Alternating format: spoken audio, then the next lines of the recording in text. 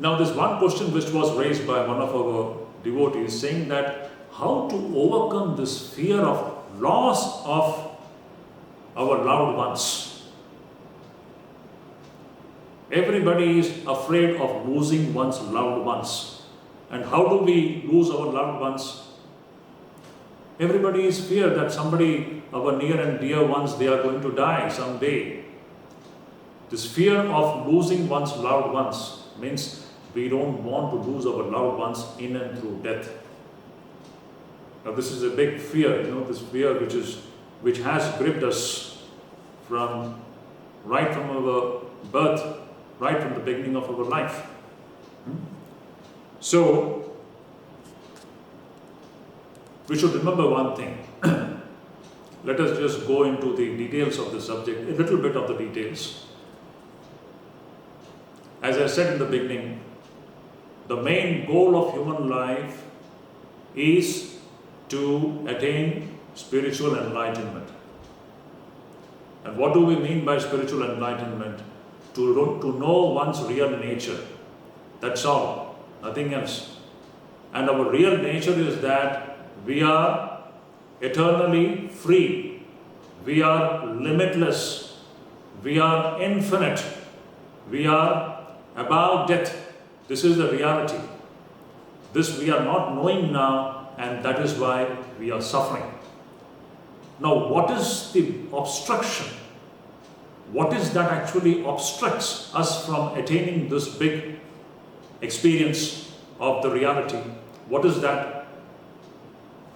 Those obstructions are actually 5 in number. According to the Yoga Shastras, there are 5 obstructions which actually stop us from having this great experience of spiritual enlightenment. Those 5 obstructions are, number 1, according to the Yoga Shastras, it is avidya. Second is asmita. Third is raga. Fourth is dvesha. And the 5th one is abhinivesha. These are the 5 obstacles to the attainment of spiritual enlightenment. Avidya, asmita, raga, dvesha and abhinivesha. What are these things? Avidya, we all know what is avidya. Avidya means ignorance. Ignorance means what? The definition is very beautiful. Very beautiful. The Yoga Shastra says, what is avidya? Avidya means to consider that which is ephemeral and transient to be permanent. When we consider that which is transient to be permanent, that is avidya. When we consider the impure to be pure, that is avidya.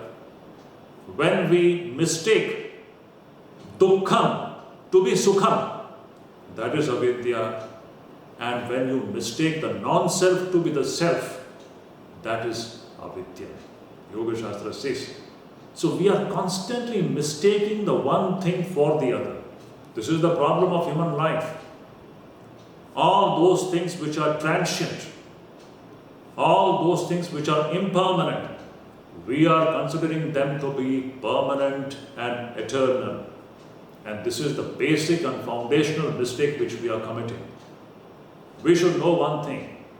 In this creation, everything is transient. Whatever we are experiencing in life, whatever we are knowing in life, in that there is not one single thing which is permanent. In fact, apart from the realized souls, none of us have experienced anything which is permanent and which is non-changing. We are constantly experiencing that which is changing and which is transient. Now, if we take the transient to be permanent, the result of this kind of a understanding is going to be dukkham and nothing else but dukkham and fear. So this is the outcome of avidya. So this avidya is one of the biggest obstructions to this experience of the Supreme Reality. Now the second factor is asmita.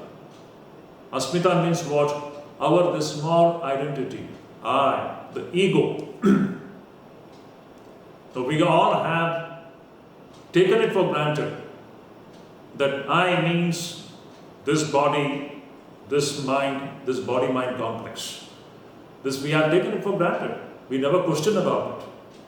Our whole human life is based upon this presumption that I means this body-mind complex. Whereas, if we delve deep into it, if we begin to inquire into the veracity of this I, you will see that this I cannot be limited to this body-mind complex. That will be the greatest discovery. And that will be the way to overcome this fear of death. So the second factor which actually obstructs us from having that supreme experience is asmita, means our small identity, our small ego, which in ignorance we are constantly pampering this small ego instead of destroying it. The third obstruction is raga, and the fourth one is dvesha. Raga and dvesha we know. Raga means being attached or attracted towards that which is pleasurable, and dvesha means to be averse to that which is giving us pain or which gives us the experience of misery and suffering. So we all know the experience of raga and dvesha. This is also a big obstruction in the attainment of that supreme reality called Atman. And the last obstruction, the fifth one is very important. And the fifth obstruction is abhinivesha. Now what is this abhinivesha?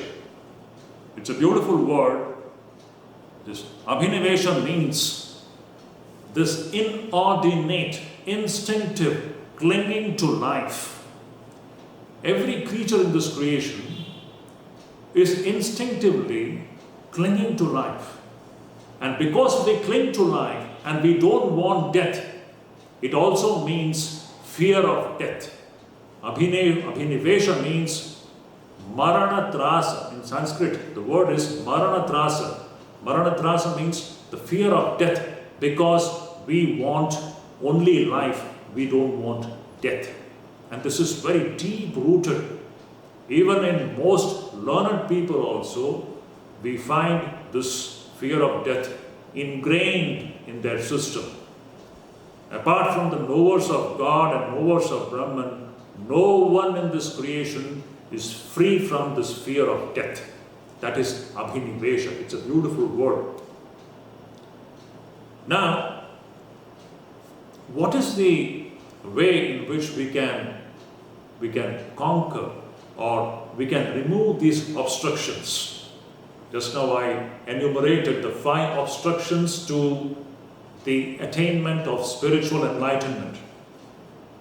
And the 5 obstructions are avidya, asmita, raga, dvesha and abhinivesha.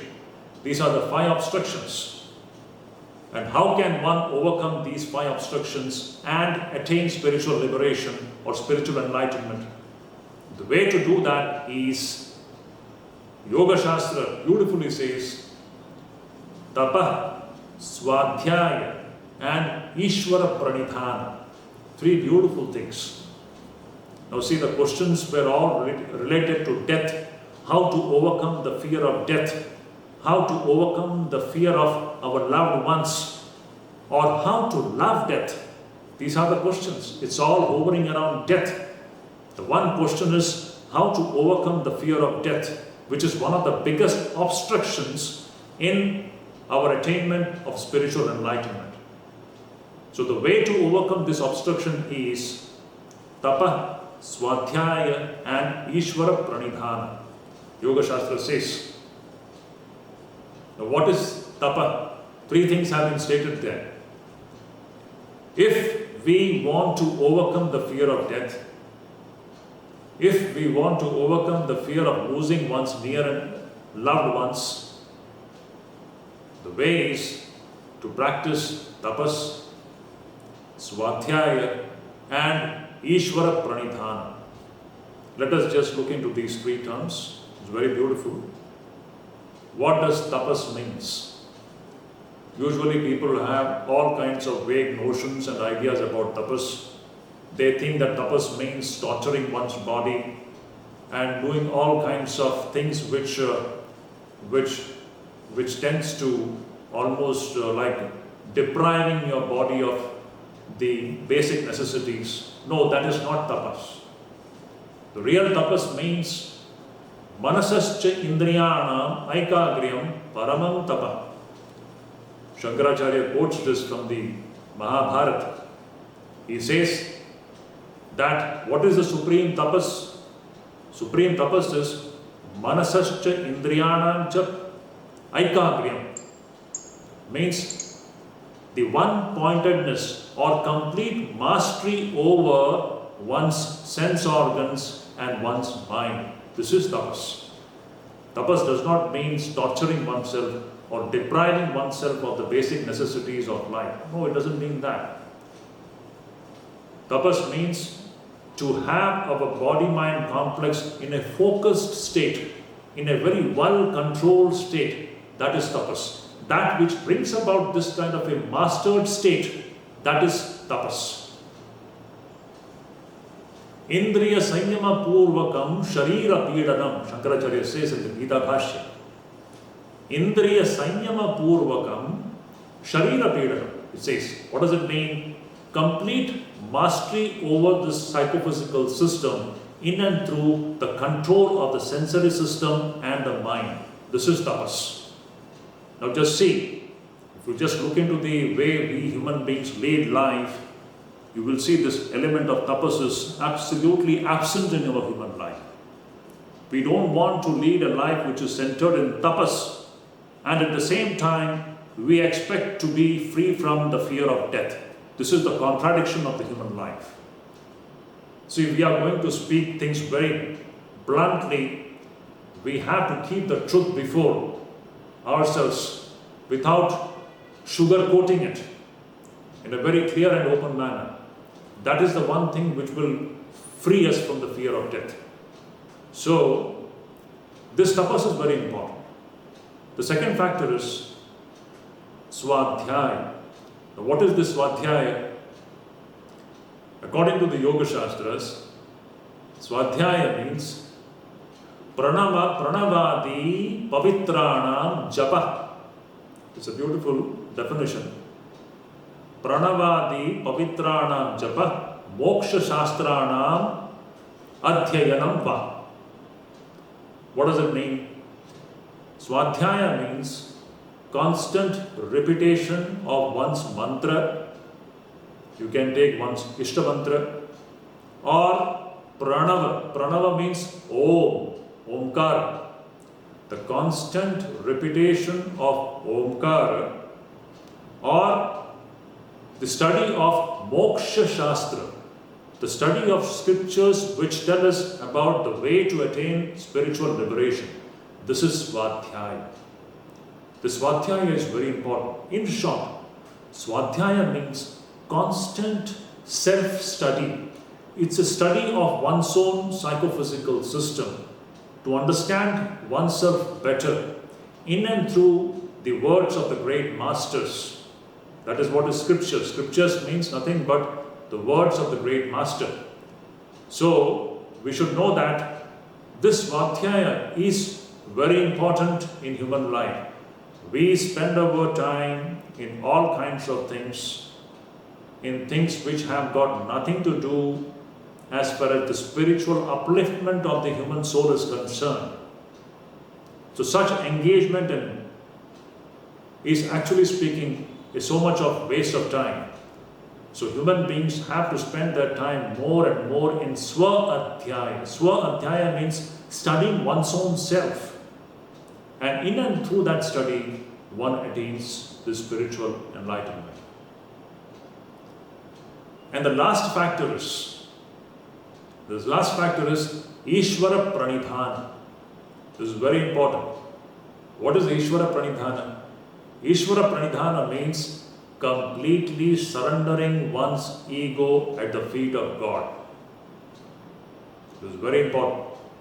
Now, three things we have discussed: tapas, swadhyaya, and Ishvara Pranidhana. These three things together, when it is practiced, it removes the obstructions, the 5 obstructions that we discussed in the beginning. The obstructions to the attainment of spiritual enlightenment.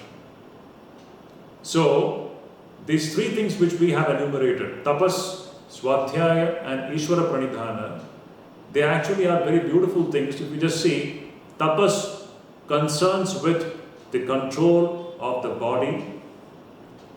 Swadhyaya concerns with the control of the mind. And Ishvara Pranidhana concerns with the control of the ego. When the ego is surrendered at the feet of Ishvara, then the ego comes under control. Through Swadhyaya, the mind comes under control. And through tapas, the body and the sensory system comes under control. In this way, when we lead a self-controlled life, it is in and through this that one can succeed in overcoming the fear of death and the fear of the unknown.